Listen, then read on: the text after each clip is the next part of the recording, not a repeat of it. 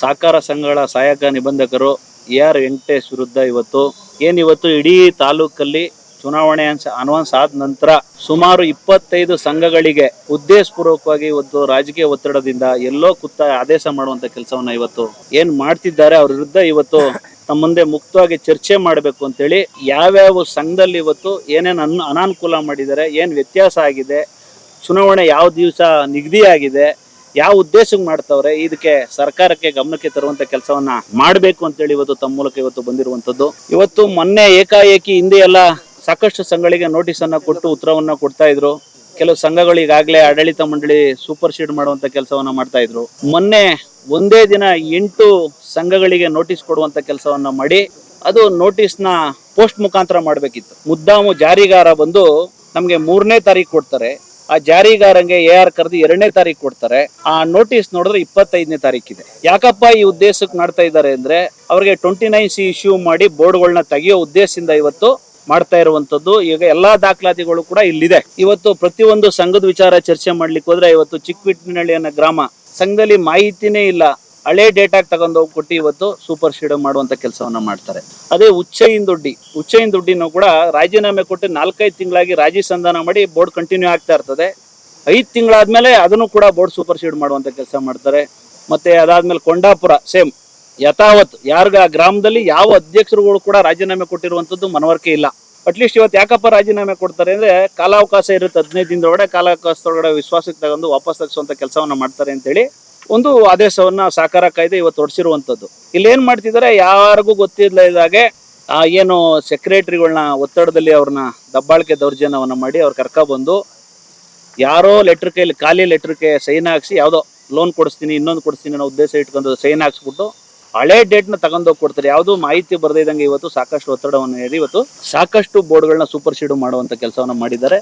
ಈಗಾಗಲೇ ಹೆಚ್ಚು ಕಮ್ಮಿ ಕನ್ಸಂದ್ರ, ನೇರ್ಲೂರು ಹಲವಾರು ಸಂಘಗಳು ಇವಾಗ ಆಲ್ರೆಡಿ ಕೋರ್ಟಲ್ಲಿ ಸ್ಟೇ ಸಿಕ್ಕಿದೆ. ಅವ್ರು ಕೊಟ್ಟಂತ ನೋಟಿಸ್ಗಳಿಗೆ ಸ್ಟೇ ಸಿಕ್ಕಿದೆ. ಕೂಡ ಮೊನ್ನೆ 8 ಸಂಘ ಕೊಟ್ಟಿದ್ದಲ್ಲ, ಅದನ್ನು ಕೂಡ 4-5 ಸಂಘ 29C ಇಶ್ಯೂ ಮಾಡಿದ್ದಾರೆ. ಮತ್ತೆ ಇನ್ನೊಂದು 4-5 ಸಂಘ ತಿಳುವಳಿಕೆ ಪತ್ರ ಕೊಟ್ಟಿದ್ದಾರೆ. AR ರಿಟೈರ್ಡ್ ಅಂಚಲಿದ್ದಾರೆ, ಈ ತಿಂಗಳು ಎಂಡಲ್ಲಿ ರಿಟೈರ್ಡ್ ಆಗಿದ್ದಾರೆ. ಮತ್ತೆ ಅವರು ಹಿಂದೆನೂ ಕೂಡ ಇಲ್ಲೇ ಕೆಲಸ ಮಾಡ್ತಾ ಇದ್ದು ಲೋಕಾಯುಕ್ತ ದಾಳಿಗೆ ಒಳಗಾಗಿ ಸಾಕಷ್ಟು ಸಮಸ್ಯೆಗಳು ಮಾಡಿ ಅವ್ರನ್ನೆಲ್ಲ ಬೇರೆ ಕಡೆ ಸಸ್ಪೆಂಡ್ ಆಗಿ ವರ್ಗಾಯಿಸಿದ್ರು. ಚುನಾವಣೆ ದೃಷ್ಟಿಯಿಂದ ನಿವೃತ್ತಿ ಅಂಚಿನಲ್ಲಿದ್ದಾರೆ, ಏನ್ ಮಾಡಿದ್ರು ಮಾಡ್ಬೋದು ಅನ್ನೋ ಉದ್ದೇಶದಿಂದ ಅವ್ರನ್ನ ತಂದು ಇಲ್ಲಿ ಅವ್ರನ್ನ ಹಾಕಿ ನಮ್ಮ ಚನ್ನಪಟ್ಟಣ ತಾಲೂಕಿಗೆ ಸಾಕಷ್ಟು ತೊಂದರೆಯನ್ನ ಕೊಡ್ತಾವ್ರೆ. ಈ ತಾಲೂಕಿನ ಸಂಘಗಳು ಏನಿದೆ ಪ್ರತಿಯೊಬ್ರು ಕೂಡ ಯಾವ ಸಂಘಕ್ಕೆ ಏನೇನು ಅನಾನುಕೂಲ ಆಗಿದೆ ಅಧ್ಯಕ್ಷರುಗಳೇ ಖುದ್ದು ಏನ್ ಸಭೆಯಲ್ಲಿ ನಾವೆಲ್ಲ ಏನ್ ಕೂತಿದೀವಿ, ಯಾರು ನೋವಾಗಿದೆ, ಏನ್ ಸಮಸ್ಯೆ ಆಗಿದೆ ಅಂತೇಳಿ ಅವರೆಲ್ಲ ಇಲ್ಲಿದ್ದಾರೆ. ಮೊನ್ನೆನೂ ಕೂಡ ಒಂದು ಪ್ರೊಟೆಸ್ಟ್ ಮಾಡಿದ್ವಿ, ನೀವೆಲ್ಲ ಇದ್ರಿ. ರೈತರ ಸಂಘದ ನೇತೃತ್ವದಲ್ಲಿ ಬೀಗ ಜಡಿದು ಮಾಡುವಂತ ಕೆಲಸವನ್ನ ಮಾಡಿದ್ವಿ ನಾವು. ಯಾಕೆಂದ್ರೆ ಸಾಕಷ್ಟು ಸಂಘಗಳಿಗೆ ಪೇಮೆಂಟ್ ಆಗಿರ್ಲಿಲ್ಲ, AR ಸತತ 5 ದಿನಗಳ ಕಾಲ ಬಂದಿರಲಿಲ್ಲ. ಅದಕ್ಕೆ ಮುಂಚೆನೂ ಕೂಡ DC ಅವ್ರಿಗೆ ಹೋಗಿ ಮನವರಿಕೆ ಮಾಡ್ಕೊಟ್ಟಿದ್ವಿ. ಚುನಾವಣೆ ಸಂದರ್ಭ ರೆಗ್ಯುಲರ್ ಆಗಿ AR ಇರಬೇಕು ಅಂತ ಹೇಳಿ ಮನವರಿಕೆ ಮಾಡ್ಕೊಟ್ಟಿದ್ವಿ. ಆದ್ರೂ ಇರ್ಲಿಲ್ಲ ಅಲ್ಲಿ. ಹಾಗಾಗಿ ರೈತರ ಸಂಘದವರು 2 ಬಿಲ್ಗಳು ಆಗಿಲ್ಲ ಅಂತೇಳಿ 1-2-3 ಸಂಘ ಅವತ್ತೆಲ್ಲ ಪ್ರೊಟೆಸ್ಟ್ ಮಾಡಿ ಬೀಗವನ್ನು ಹಾಕಿದ್ವಿ. ಆದ್ರೂ ಕೂಡ ಅವ್ರು ಸರಿ ಹೋಗುವಂತ ಕೆಲಸ ಮಾಡ್ಲಿಲ್ಲ. ಅದಾದ್ಮೇಲೆ ಇನ್ನ ಹೆಚ್ಚಿನ ರೀತಿ ಸಮಸ್ಯೆಗಳನ್ನ ಉದ್ಭವಿಸ್ತಾವ್ರು. ಇವತ್ತು ಸರ್ಕಾರಕ್ಕೆ ಮನವರಿಕೆ ಮಾಡಿಕೊಡ್ಬೇಕು. ಅದೇ ರೀತಿ ನಾಳೆನೂ ಕೂಡ DC ಕಚೇರಿ ಮುಂಭಾಗ ಏನ್ ತಾಲೂಕಲ್ಲಿ ನಮ್ಮ ಹಾಲು ಉತ್ಪಾದಕರ ಸಹಕಾರ ಸಂಘಗಳಿಗೆ ಏನ್ ಅನ್ಯಾಯ ಆಗಿದೆ ಅದನ್ನ ಸರಿಪಡಿಸ್ಬೇಕು. ಇವ್ರನ್ನ ಅಟ್ಲೀಸ್ಟ್ ವರ್ಗಾವಣೆ ಮಾಡ್ಬೇಕಿಲ್ಲ, ಟ್ರಾನ್ಸ್ಫರ್ ಮಾಡ್ಬೇಕು. ಯಾಕಂದ್ರೆ ಇವ್ರು ನಿವೃತ್ತಿ ಅಂಚಲಿರೋದ್ರಿಂದ ಒಂದಲ್ಲ ಒಂದ್ ರೀತಿ ಸಮಸ್ಯೆ ಆಗ್ತದೆ. ಆ ತೊಂದರೆ ಆಗ್ಬಾರ್ದು, ನ್ಯಾಯಯುತವಾಗಿ ಚುನಾವಣೆ ನಡಿಬೇಕು ಅಂತೇಳಿ ಒತ್ತಡವನ್ನು ಏರಿ ನಾಳೆ ಈ ತಾಲೂಕಿನ ಪಕ್ಷಾತೀತವಾಗಿ ವಿಶೇಷವಾಗಿ ಹಾಲು ಉತ್ಪಾದಕರ ರೈತರು ಪರವಾಗಿ ಎಲ್ಲ ಒಮ್ಮತದಿಂದ ನಾಳೆ ಪ್ರೊಟೆಸ್ಟ್ ಮಾಡಬೇಕು ಅಂತ ತೀರ್ಮಾನ ಮಾಡಿದ್ದೇವೆ. ಆ ವಿಚಾರವಾಗಿ ಸಭೆ ಕರೆದಿರುವಂತದ್ದು. ಹೆಚ್ಚು ಕಮ್ಮಿ 173 ಸಹಕಾರ ಸಂಘಗಳು ಚನ್ನಪಟ್ಟಣದಲ್ಲಿದೆ. ಅದರಲ್ಲಿ ಇತ್ತೀಚೆಗೆ 19D ಅಂತೇಳಿ 13D ಅಂತ ಬಂದು 195 ದಿನ ನೋಟಿಸ್ ಕೊಡಬೇಕು. ಹಾಗಾಗಿ ಹೊಸದಾಗಿ ಬಂದಿರುವಂತದ್ದು ಸುಮಾರು ಸಂಘಗಳು ಚುನಾವಣೆ ಆಗಿಲ್ಲ.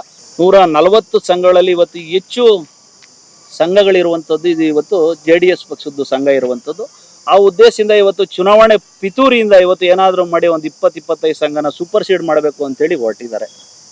ನ್ಯಾಯಯುತವಾಗಿ ಚುನಾವಣೆ ಮಾಡಲಿ ಅನ್ನೋ ಉದ್ದೇಶ ಅಷ್ಟೇ.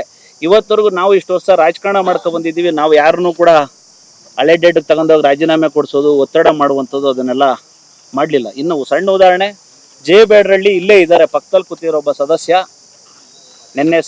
ಮೊನ್ನೆ ದಿನ ಸಾಯಂಕಾಲ ಈಗ ಒಬ್ಬ ಸೆಕ್ರೆಟರಿಗೆ ರಾಜೀನಾಮೆ ಕೊಟ್ಟಾದ್ಮೇಲೆ 15 ದಿನ ಅವ್ರ ಹತ್ರ ಇರಬೇಕು.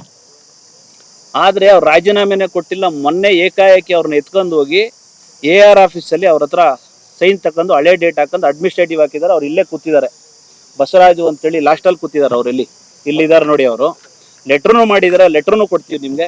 ಇದೇ ರೀತಿ ಸಾಕಷ್ಟು ಸಂಘಗಳು ಪ್ರತಿಯೊಂದಕ್ಕೂ ದಾಖಲಾತಿಗಳಿದಾವೆ ಇಲ್ಲಿ. ಅವ್ರು ಏನೇನು ಮಾಡಿದ್ದಾರೆ ಪ್ರತಿಯೊಂದು ನಮ್ಮ ಏನು ಸಂಘಗಳಿಗೆ ಏನು ತೊಂದರೆ ಕೊಡ್ತಾರೆ ಪ್ರತಿಯೊಂದು ಕೂಡ ದಾಖಲೆಗಳಿದ್ದಾವೆ. ಹಾಗಾಗಿ ಇದು ವ್ಯವಸ್ಥೆ ಪ್ರತಿ ಗ್ರಾಮದಲ್ಲೂ ಇವತ್ತು ಹದಗೆಡುವಂಥ ವ್ಯವಸ್ಥೆ ಆಗ್ತದೆ. ಮುಂದಿನ ದಿನಗಳಲ್ಲಿ ಮೋಸ್ಟ್ಲಿ ಸಮಸ್ಯೆ ಆಗ್ತದೆ. ಇದಕ್ಕೆ ಸೆಂಟ್ರಲ್ಲಿ ಜಿಲ್ಲಾಧಿಕಾರಿಗಳಿಗೆ ಆಗಮಿಸಿ ಇದು ನ್ಯಾಯ ಕೊಡಿಸುವಂಥ ಕೆಲಸವನ್ನು ಮಾಡಬೇಕು ಅಂತೇಳಿ ಇವತ್ತು ನನ್ನ ಪ್ರಕಾರ ಯಾರು ಇರ್ಬೋದು ಹಿಂದೆ. ಇವತ್ತು ನಾವು ಯಾರು ಅಂತ ಹೇಳಲಿಕ್ಕೆ ಆಗ್ತದೆ. ಇವತ್ತು ನಾವು ಅಧಿಕಾರಿಗಳನ್ನೇ ಒತ್ತಾಯ ಮಾಡಬೇಕು ನ್ಯಾಯ ಕೊಡಿಸಿ ಅಂತೇಳಿ. ಹಾಗಾಗಿ DC ಅವ್ರಿಗೆ ಒಂದು ಮೆಮೊರಾಂಡಮ್ ಕೊಟ್ಟು ನಾಳೆ ಒಂದು ದೊಡ್ಡ ಮಟ್ಟದಲ್ಲಿ ಒಂದು ಪ್ರೊಟೆಸ್ಟ್ ಮಾಡಬೇಕು ಅಂತೇಳಿ ಯಾವ್ಯಾವ ಸಂಘದಲ್ಲಿ ಅನ್ಯಾಯ ಆಗಿದ್ದಾರೆ ಅವ್ರ ಅಧ್ಯಕ್ಷರು, ಕಾರ್ಯದರ್ಶಿಗಳು, ರೈತಾಪಿ ವರ್ಗದವರು, ಸದಸ್ಯರು ಎಲ್ಲ ಸೇರಿ ಒಂದು ದೊಡ್ಡ ಮಟ್ಟದಲ್ಲಿ ಪ್ರೊಟೆಸ್ಟ್ ಮಾಡಬೇಕು ಅಂತೇಳಿ ಇವತ್ತು ತೀರ್ಮಾನ ಮಾಡಿ ನಿಮ್ಮ ಮುಖಾಂತರ ಒಂದು ಮನವರಿಕೆ ಮಾಡಿಕೊಡ್ಬೇಕು. ಯಾವ ಉದ್ದೇಶಕ್ಕೆ ಇವತ್ತು ಪ್ರೊಟೆಸ್ಟ್ ಮಾಡ್ತಾ ಇದ್ದೀವಿ, ಏನು ಅನ್ಯಾಯ ಆಗ್ತದೆ ಚನ್ನಪಟ್ಟಣ ತಾಲೂಕಲ್ಲಿ, ಯಾವ ಉದ್ದೇಶಕ್ಕೆ ಮಾಡ್ತಾವ್ರೆ, ಇದು ಸರಿಪಡಿಸುವಂಥ ಕೆಲಸವನ್ನು ಯಾರು ಮಾಡಬೇಕು, ನಾವು ಯಾವ ರೀತಿ ತೀರ್ಮಾನ ತಗೋಬೇಕು ಅಂತೇಳಿ ನಿಮ್ಮಲ್ಲಿ ಮನವಿಯನ್ನು ಮಾಡಬೇಕು ಅಂತ ಇವತ್ತು ನಾವೆಲ್ಲ ಕುಳಿತಿರುವಂಥದ್ದು. ಇಲ್ಲಿ ಕೂತಿದ್ದಾರೆ ಪ್ರತಿಯೊಬ್ಬರು ಕೂಡ ಒಂದಲ್ಲ ಒಂದು ರೀತಿ ಸಮಸ್ಯೆ ಆಗಿರುವಂಥವ್ರು. ಹೆಚ್ಚು ಕಮ್ಮಿ 25 ಸಂಘದ ಅಧ್ಯಕ್ಷರುಗಳು ಇಲ್ಲೇ ಕೂತಿದ್ದಾರೆ ಈ ಸ್ಟೇಜ್ ಮೇಲೆ. ಇವತ್ತು ಅವ್ರ ನೇತೃತ್ವದಲ್ಲಿ ಸಭೆ ಆಗಬೇಕು ಅಂತ ತೀರ್ಮಾನ ಮಾಡಿರುವಂಥದ್ದು. ನಿಮಗೆ ಪ್ರತಿಯೊಂದು ಕೂಡ ಡಾಕ್ಯುಮೆಂಟ್ಸ್ ಇದೆ. ಇದು ನಮ್ದು 25ನೇ ತಾರೀಕು ಈ ತಿಂಗಳು ಚುನಾವಣೆ ಕೇವಲ 19 ದಿನ ಇದಷ್ಟೇ. ಇದು ಅಷ್ಟರೊಳಗಡೆ ಈ ಚುನಾವಣೆ ಬೋರ್ಡ್ಗಳು ತೆಗಿಬೇಕು ಅಂತೇಳಿ ತೀರ್ಮಾನ ಮಾಡ್ತೀವಿ. ನೋಡಿ, ಯಾವ ಚುನಾವಣೆ ಆದ್ಮೇಲೆ ಆದ್ರೆ ಯಾವುದಾದ್ರೂ ನಮ್ಮ ಪಾರ್ಟಿ ನಾವು ಮಾಡ್ತೀವಿ, ಅವ್ರ ಪಾರ್ಟಿ ಅವ್ರು ಮಾಡ್ತಾರೆ, ನ್ಯಾಯಯುತವಾಗಿ ಮಾಡಬೇಕು ಅನ್ನೋ ಆದೇಶ ಅಷ್ಟೇ. ಇವಾಗ ಚುನಾವಣೆ ನಿಂತವರೆಲ್ಲ ಗೆಲ್ಲಬೇಕು ಅಂತೇನಿಲ್ಲ, ಗೆಲುವು ಸೋಲು ಸಾಮಾನ್ಯ ಇರ್ತದೆ. ನಮ್ಮದೇ ಆದಂಥ ಶ್ರಮ ಬೊಮ್ಮಲಲ್ಲಿ ಎಫೆಕ್ಟ್ ಹಾಕಿದ್ದೀವಿ. ಹಾಗೆ ಎಲ್ಲೋ ಒಂದು ಕಡೆ ಅವ್ರಿಗೆ ವಾತಾವರಣ ಗೊಂದಲ ಇದೆ. ಇವತ್ತು ನಮ್ಮ ಅಭಿವೃದ್ಧಿ ನೋಡಿ ಎಲ್ಲೋ ಒಂದು ಕಡೆ ಅವ್ರಿಗೆ ಬೈದ ವಾತಾವರಣ ಇದ್ದು, ಅಟ್ಲೀಸ್ಟ್ ಈ ರೀತಿನಾದರೂ ಮಾಡಿ ಒಂದು ಬೈದ ವಾತಾವರಣನ ಈ ತಾಲೂಕಲ್ಲಿ ಸೃಷ್ಟಿ ಮಾಡಬೇಕು ಅನ್ನೋ ಲೆಕ್ಕಾಚಾರ ಮಾಡ್ತಿದ್ದಾರೆ. ಜನ ತೀರ್ಮಾನ ಮಾಡುವಂಥವ್ರು ಇಲ್ಲಿ ಕೂತಿದ್ದಾರೆ, ಮತ್ತು ಆ ಗ್ರಾಮದಲ್ಲಿದ್ದಾರೆ. ನಮ್ಮ ಶ್ರಮ ಏನು ಅಂತ ಗೊತ್ತಿದೆ. ಅವ್ರು ಏನು ಮಾಡ್ತಾರೆ, ಎಷ್ಟು ಅನಾನುಕೂಲ ನಮಗೆ ತೊಂದರೆ ಮಾಡ್ತಾರೆ ಅಷ್ಟೇ ನಮ್ಮ ಕಾರ್ಯಕರ್ತರುಗಳು ಬಿಗಿಯಾಗಿ ನಿಂತ್ಕೊಂಡು ಕೆಲಸ ಮಾಡ್ತಾರೆ. ಪರಿಣಾಮ ಬೀರಬಾರ್ದು ಅನ್ನೋ ಉದ್ದೇಶ ಇಟ್ಟ ಇವತ್ತು ಒಂದು ನಿಮ್ಮ ಮುಖಾಂತರ, ಮಾಧ್ಯಮದ ಮುಖಾಂತರ ಮನವರಿಕೆ ಮಾಡಿಕೊಟ್ಟು ನಾಳೆ DC ಅವ್ರ ಕಚೇರಿ ಮುಂಭಾಗ ಅವ್ರಿಗೆ ಮನವರಿಕೆ ಮಾಡಿಕೊಡ್ಬೇಕು. ಅವರು ಇದಕ್ಕೆ ಮಧ್ಯಪ್ರವೇಶ ಮಾಡಿ ಇದಕ್ಕೆ ಎಂಡ್ ಮಾಡಬೇಕು. ನ್ಯಾಯ ಖಂಡಿತ ಸಿಗ್ತದೆ. ಅದೇ ರೀತಿ ಕೂಡ ಇವತ್ತು ಅವ್ರಿಗೆ ಮನವರಿಕೆ ಮಾಡ್ಲಿಕ್ಕೆ ನಾವು ನಾಳೆ ಪ್ರೊಟೆಸ್ಟ್ ಮಾಡ್ತಾ ಇರುವಂಥದ್ದು. ಈಗ ಆಲ್ರೆಡಿ ಎಲ್ಲಾ ಡೆಲಿಗೇಟು ಆಗೋಗಿದೆ. ಇಲ್ಲಿ ಕೂತಿರೋರಿಗೆಲ್ಲ ವೋಟಿಂಗ್ ಪವರ್ ಬಂದಾಗಿದೆ. ವೋಟಿಂಗ್ ಬಂದವ್ರಿಗೆ ಅವ್ರು ಫೋನ್ ಮಾಡೋದು, ದಬ್ಬಾಳಿಕೆ ಹಾಕೋದು, ದೌರ್ಜನ್ಯ ಮಾಡೋದು, ವೋಟ್ ಹಾಕ್ತೇವೆ ವೋಟ್ ಹಾಕಲ್ಲ ಅನ್ನೋದು.